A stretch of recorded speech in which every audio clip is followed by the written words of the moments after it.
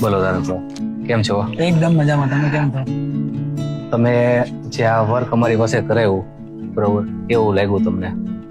Personally બહુ જ fine લાગ્યું.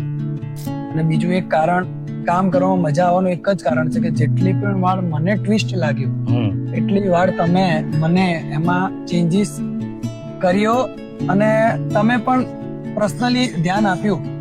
અને એની પાછળનો એક જ કોન્સેપ્ટ છે કે આપણા તીર્થોનું મહત્વ કેમ છે એ સમજાવ્યું અને એ પ્રમાણે તમે એને સ્ટીચ આર્ટમાં કન્વર્ટ કર્યું.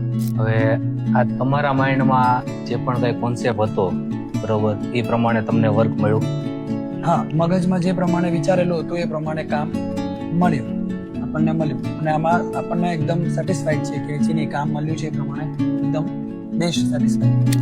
હવે આ કોન્સેપ્ટ વિચારવા પાછળનું કોઈ કારણ, કોઈ રીઝન તમારા માઇન્ડમાં? સૌથી મોટું કારણ એ જૈન ધર્મની અંદર તમામ વસ્તુનું મહત્વ છે જ, પણ એની અંદર એક જ વસ્તુ મહત્વની છે જૈન ધર્મની અંદર કે એક પર્ટિક્યુલર એક તીર્થનું કોઈ મહત્વ એવું નથી કે આ તીર્થનું મહત્વ છે એવું નથી. જૈન ધર્મની અંદર જેટલા પણ મહાતીર્થ બતાવ્યા છે, જેમ કે શત્રુંજય મહાતીર્થ છે, ગિરનાર મહાતીર્થ છે, સમયશિખર મહાતીર્થ છે, મહારાષ્ટ્રના અંતરિક્ષજી પાર્શ્વનાથ છે, ગુજરાતના જેમ શંખેશ્વર પાર્શ્વનાથ ભગવાન છે, રાજસ્થાનના જીરાવલા પાર્શ્વનાથ ભગવાન છે, એમાં તમામ ભગવાન અને તીર્થનું મહત્વ એટલું જ છે, સમાન મહત્વ છે.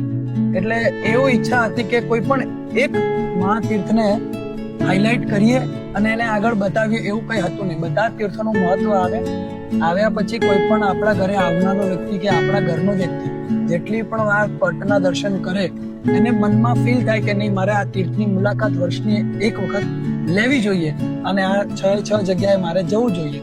એ કારણથી મને મનમાં એક વિચાર આવ્યો અને એનું એક પહેલા સાદું ડ્રો કર્યું અને પછી આપે આમાં એક સ્ટીચ આર્ટ પ્રમાણે કન્વર્ટ કર્યું. અને મેં જેવું વિચારેલું હતું એવું એઝ ઇટ ઇઝ ત્યાં દર્શન થઈ ગયા.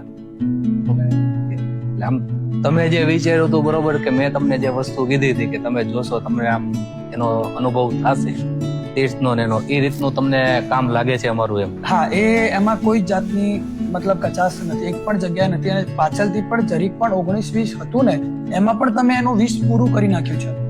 જે પણ પાછળથી જરીક 1-2 બીજા આર્ટવાળાને બોલાવ્યા, એને બતાવ્યું એટલે એને પણ યુનિક લાગ્યું. બીજા ડોક્ટરોને બોલાવ્યા એટલે જે આર્ટના ડોક્ટરો હોય એને બોલાવ્યા અને એને બતાવ્યું તો એના પછી તમે એનું જે 19 હતું એને 20 પૂરું કર્યું છે. આર્ટ ગેલેરીની જે ટીમ છે એની જોડે તમે કામ કર્યું, એમની સાથે બધા સાથે તમે ટચમાં આવ્યા હતા, તમને અમારું ટીમનું પણ કામ કેવું લાગ્યું? એટલે એ સ્ક્વેર આર્ટ ગેલેરીના તમામ, એટલે પહેલા તો હું તમને મળ્યો, જિગ્નેશભાઈને મળ્યો, પછી અમિતભાઈને મળ્યો, અમિતભાઈના ટીમને મળ્યો, અમિતભાઈની આખી ટીમ.